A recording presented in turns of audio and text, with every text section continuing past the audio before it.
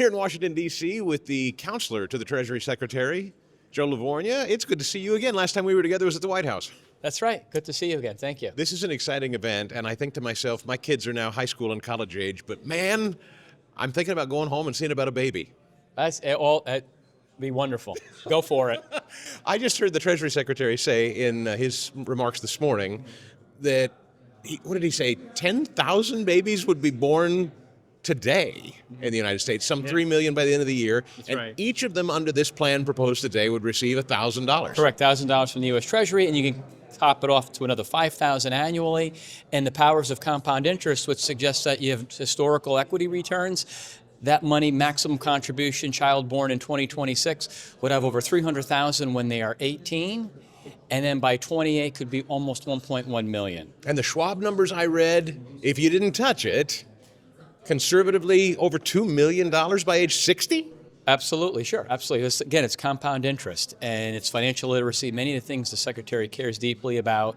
People will see capitalism and the financial markets effectively working in real time, growing wealth, becoming a part of the system, being a stakeholder in the system. You know, we're democratizing capitalism and making an investment in the future. And isn't that really what this is about more than anything else? And I know it's close to the Treasury Secretary's heart and the President's.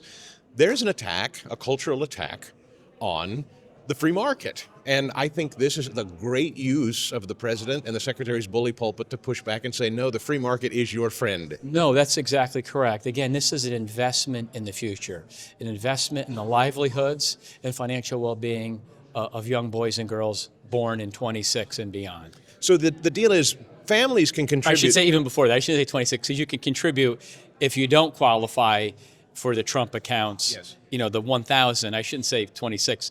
You can still contribute the 5,000. You just don't get the initial 1,000. That's so it's right. a very broad program. I should correct myself. So this is, think of it another way, sort of a baby 401k, if you will. Absolutely. A family can contribute $5,000 annually to this account, and employers can also contribute, kind of like a 401k. That's correct. How does that work? They go $2,500. It doesn't count as taxable income, and essentially works as well, like sort of like a savings vehicle, investment vehicle, 401 type of program. So this would be, I have a baby, my employer could contribute to my baby's fund? Is that the way that works? That's correct, yes. I shouldn't say 401k, because that you have to take out at retirement age.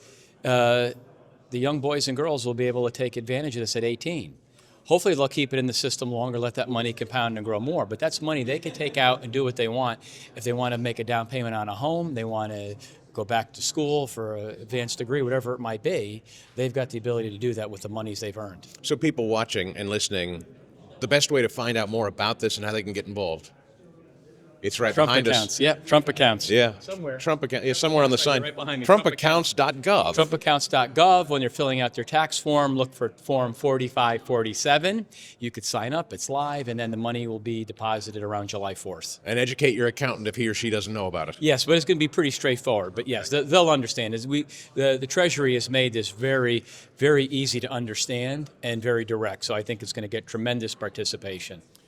Your boss, Treasury Secretary Bessent, is so funny to us, may I say, in a good way. I have never, ever watched a Treasury Secretary entertain me the way Scott Bessent does on the world stage. He's a Renaissance man, and very interesting, very funny. Does he know that he's going as viral as he goes? Is he aware? I mean, I know it's just him being him. I'm not sure. I think it's him being him. I think it's what people like about him. They sense a general, just he's being himself. Yeah. Somebody that can relate to everybody. And I think people like that. He really laid the smackdown on Gavin Newsom at Davos last week. How did that go? What was the review? Well, I think I think sort of the viewership itself and the fact that it went viral, I think, speaks for itself. Tariffs are before the Supreme Court right now, critically important to the president's agenda. In my view, I've made the case, I know that the president's attorneys have made the case, this is an Article II power. I mean, he's been able to achieve so much without firing a shot. We've seen it with Greenland. We've seen it with Venezuela. This is like a naval blockade, in my view, tariffs. How do you see it? IEPA is set up where the president has the ability to control the imports coming in, and that's effectively what the president's done.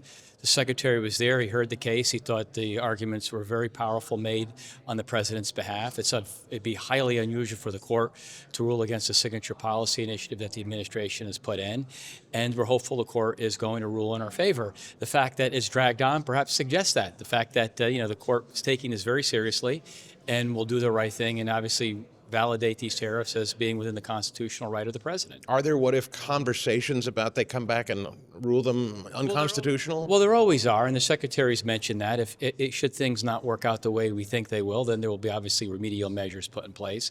The tariffs are a signature policy of the president. They've been extraordinarily successful in dealing with the economic emergency and national security issues, especially as it relates to fentanyl and the drugs coming in, that the tariffs are designed to protect. So it's done exactly the way they should be implemented.